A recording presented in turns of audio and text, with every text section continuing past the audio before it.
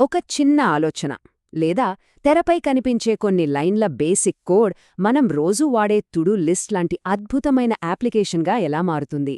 అసలీ software development వెనుక ఉన్న ప్రపంచం ఎలా పనిచేస్తుంది? ఈ విశ్లేషణలో ఆసక్తికరమైన ఈ ప్రయాణాన్ని స్పష్టంగా అర్థం చేసుకుందాం. ఈ ప్రయాణాన్ని మనం ఒక క్రమ పద్ధతిలో చూద్దాం. ముందుగా కోడింగ్ పునాదులు, ఆ తర్వాత వెబ్, మొబైల్ ఇంటర్ఫేస్లు ఎలా పనిచేస్తాయో గమనిద్దాం. ఆ పైన సాఫ్ట్వేర్ డెవలప్మెంట్ లైఫ్ సైకిల్, ఇక చివరగా లాంచ్, అవసరమైన టూల్స్, కెరియర్ అవకాశాల గురించి చర్చిద్దాం. మొదటి విభాగం కోడింగ్ పునాదులు, వాటి భాషలు. ఇవే మన సాఫ్ట్వేర్ నిర్మాణానికి కావలసిన అసలైన ముడి పదార్థాలు. ఏ భవనానికైనా పునాది ఎంత ముఖ్యమో సాఫ్ట్వేర్కు కూడా ప్రోగ్రామింగ్ బేసిక్స్ అంతే ముఖ్యం. ఇవి అప్లికేషన్ కోర్ లాజిక్గా పనిచేస్తాయి. ఉదాహరణకు, ఒక టు-డూ యాప్లో ఒక 10 పనులు నోట్ చేశామనుకోండి. వాటన్నింటినీ వరుసగా దాచడానికి, స్క్రీన్ మీద చూపించడానికి లూప్స్, వేరియబుల్స్ లాంటివి వాడతాం. ఇవే మొత్తం ప్రోగ్రామింగ్ను నిలబెట్టే మూలస్తంభాలు. పునాది పడ్డాక నెక్స్ట్ ఏంటి? సరైన మెటీరియల్ ఎంచుకోవడం. ఇక్కడే మనం వాడే ప్రోగ్రామింగ్ భాషలొస్తాయి. ప్రాజెక్ట్ అవసరాన్ని బట్టి పైథాన్, జావా స్క్రిప్ట్ లేదా C++ లాంటివి ఎంచుకోవాల్సుంటుంది. అంటే సిస్టమ్ సాఫ్ట్వేర్ చేస్తున్నామా లేక ఎంబెడెడ్ సాఫ్ట్వేర్ చేస్తున్నామా అనే దాన్ని బట్టి సరైన భాషను డిసైడ్ చేయడమే ఇక్కడ తొలి అడుగు. ఇక రెండవ విభాగం వెబ్, మొబైల్ ఇంటర్ఫేస్లు. కేవలం కోడింగ్ మాత్రమే కాదు, పద్ధతిగా సిస్టమ్ను ఎలా నిర్మిస్తాడో ఇక్కడ చూద్దాం. వెబ్ డెవలప్మెంట్ అనేది నిజానికి ఒక దానిపై ఒకటి పేర్చిన పొరల్లాంటిది. అందంగా కనిపించే పైపొర ఫ్రంట్ ఎండ్. దీనికి HTML, CSS లాంటివి వాడతారు. ఇక తెర వెనక జరిగే ప్రాసెస్ అంతా బ్యాక్ ఎండ్ హ్యాండిల్ చేస్తుంది. మన డేటా లేదా టాస్క్లను శాశ్వతంగా భద్రపరిచేది మాత్రం డేటాబేస్, SQL లేదా NoSQL ద్వారా ఈ డేటా అంతా సేఫ్గా ఉంటుంది. ఇదంతా కరెక్ట్గా సింక్ అయితేనే ఒక అద్భుతమైన వెబ్ అప్లికేషన్ రెడీ అవుతుంది. ఒకవేళ అప్లికేషన్ కేవలం మొబైల్ ఫోన్ల కోసమే చేస్తున్నట్లయితే డెవలపర్ల ముందు ప్రధానంగా 2 దారులుంటాయి. iOS అయితే స్విఫ్ట్ వాడతారు, ఆండ్రాయిడ్ అయితే జావా లేదా కోట్లిన్ వాడతారు. అలా కాకుండా ఒకేసారి రాసిన కోడ్ 2 ఫోన్లలోనూ పనిచేయాలంటే మాత్రం ఫ్లటర్ లేదా రియాక్ట్ నేటివ్ లాంటి cross platform tools best option. అయితే ఏది వాడాలి అన్నది ఆ ప్రాజెక్ట్ బడ్జెట్ మరియు సమయం మీద ఆధారపడి ఉంటుంది. ఇకపోతే UI, UX అనేది ఒక ఇంటికి చేసే ఇంటీరియర్ డిజైన్ లాంటిది అనుకోవచ్చు. యాప్ చూడటానికి ఎంత ఆకర్షణీయంగా ఉంది అనేది UI, అయితే వాడటానికి ఎంత సింపుల్గా, స్మూత్గా ఉంది అనేది UX అన్నమాట. సింపుల్గా చెప్పాలంటే, ఒక పని అయిపోగానే దానిపై డన్ అని క్లిక్ చేయడం ఎంత సహజంగా జరిగిపోతుందో అదే ఒక అద్భుతమైన యూజర్ ఎక్స్పీరియన్స్ అంటే. ఇక్కడ ఒక విషయం గుర్తుంచుకోవాలి. ఏ యాప్ కూడా దానంతటా అది ఒంటరిగా పనిచేయదు. బయటి ప్రపంచంతో దానికి కనెక్షన్ ఉండాలి. ఉదాహరణకు, ఒక కామర్స్ యాప్లో పేమెంట్ చేస్తున్నప్పుడు బ్యాంక్ సిస్టమ్ను మన యాప్తో కలిపే ఒక అదృశ్య మెసెంజరే ఈ API. ఇది వేరువేరు సిస్టంల మధ్య ఒక పర్ఫెక్ట్ వారధిలా పనిచేస్తుంది. మూడవ విభాగం సాఫ్ట్వేర్ డెవలప్మెంట్ లైఫ్ సైకిల్. ఒక చిన్న ఆలోచన వాస్తవంగా పూర్తిస్థాయి యాప్గా ఎలా మారుతుందో చూద్దాం. ఒక యాప్ పుట్టిన దగ్గర నుండి పబ్లిక్కి చేరే వరకు జరిగే ప్రయాణాన్ని ప్రధానంగా 6 దశలుగా చెప్పొచ్చు. అసలు యాప్ ఎందుకు, ఏం కావాలి అనేది మొదట ప్లాన్ చేస్తారు. దీన్నే రిక్వైర్మెంట్ అంటారు. ఆ తర్వాత దానికి ఒక ఆకారం అంటే డిజైన్ ఇస్తారు. అప్పుడు డెవలపర్లు కూచొని కోడ్ రాయడం మొదలుపెడతారు. రాసిన కోడ్ కరెక్టుగా ఉందో లేదో చెక్ చేసేది టెస్టింగ్.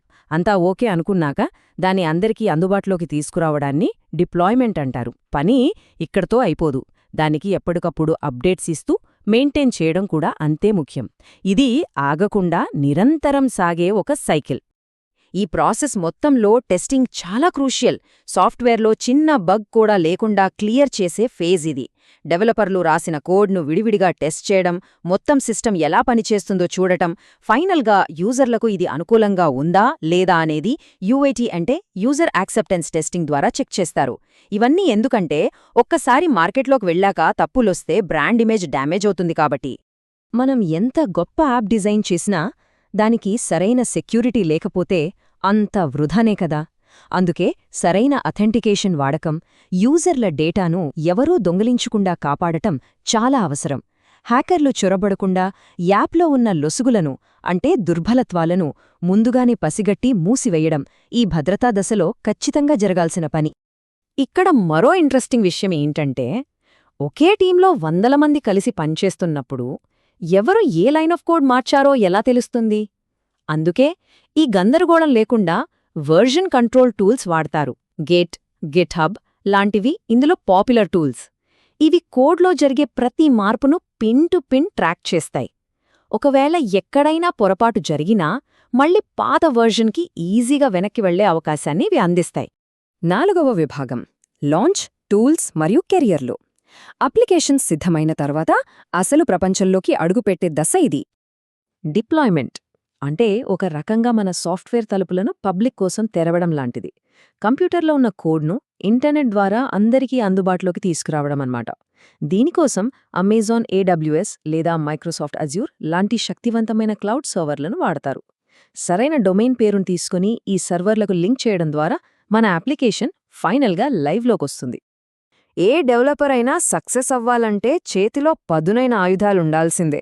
అవేంటంటే కోడ్ రాయడానికి VS కోడ్, రాసిన కోడ్ను భద్రపరచడానికి గిట్హబ్, ఇక APIలను టెస్ట్ చేయడానికి పోస్ట్మ్యాన్, ఫ్రంట్ ఎండ్ ఎర్రర్స్ సరిదిద్దడానికి క్రోమ్ డెవ్ టూల్స్. ఇవన్నీ కలిపితేనే ఒక పర్ఫెక్ట్ డెవలపర్ టూల్ కిట్ అవుతుంది.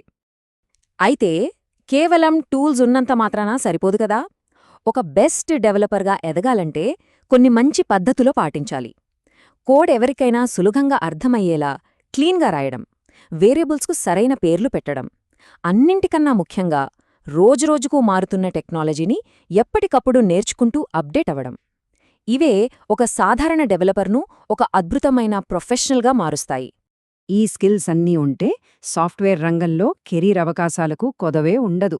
ఆసక్తిని బట్టి ఫ్రంట్ ఎండ్ లేదా బ్యాక్ ఎండ్ డెవలపర్గా మారచ్చు, లేదా తప్పులు పసిగట్టే క్వాలిటీ అష్యూరెన్స్ అంటే QA స్పెషలిస్ట్గా వెళ్లొచ్చు. డెవలప్మెంట్ మరియు ఆపరేషన్స్ను కలిపే డెవాప్స్ ఇంజనీర్గా కూడా సెటిల్ అవ్వచ్చు.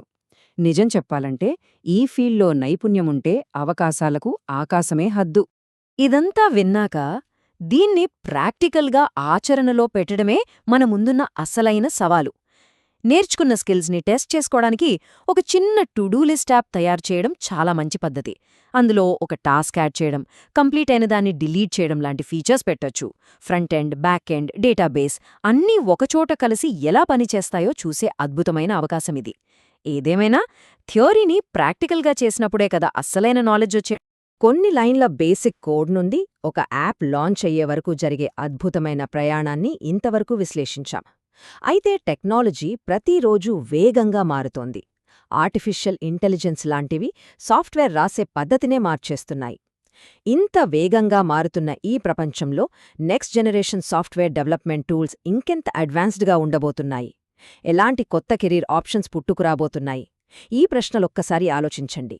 ఈ విశ్లేషణ ద్వారా సాఫ్ట్వేర్ డెవలప్మెంట్పై ఒక కొత్త దృక్కోణం దొరికిందని ఆశిద్దాం.